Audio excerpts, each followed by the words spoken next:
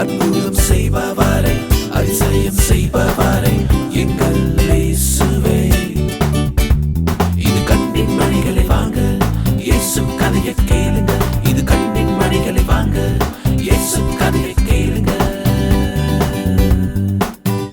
இயேசுவோட சீடர்கள்ல ரொம்ப ரொம்ப முக்கியமான ஒருத்தர் இருந்தார். அவர்தான் பேதுரு. ஒரு நாள் பேதுரு வீட்ல அவரோட மாமியாருக்கு உடம்பு சரியில்லாம இருந்தது. காய்ச்சல் வந்து ரொம்ப அவதிப்பட்டாங்க. மருத்துவர்கள் எல்லா சிகிச்சையும் கொடுத்தாங்க.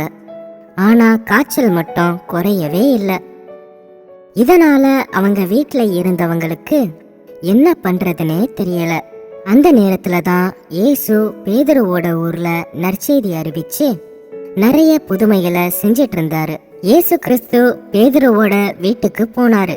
பேதுருவோட மாமியார் காய்ச்சல் வந்து அவதிப்படுறத அங்க இருந்தவங்க இயேசு கிட்ட சொன்னாங்க. இயேசுவும் சீடர்களும் வீட்டுக்குள்ள போனாங்க. இயேசு பேதுருவோட மாமியாரை தொட்டு அவருக்கு காய்ச்சல்ல இருந்து விடுதலை கொடுத்தாரு. இயேசு தொட்டதுமே பேதுருவோட மாமியாருக்கு காய்ச்சல் நீங்கிடுச்சு.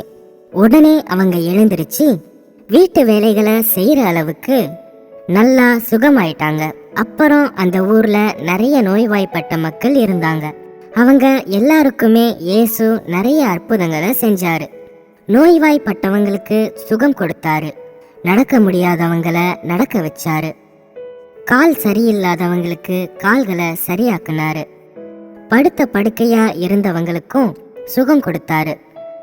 இப்படி நிறைய புதுமைகளை இயேசு செஞ்சதுனால அங்க இருந்த எல்லாரும் கடவுளை போற்றி புகழ்ந்தாங்க.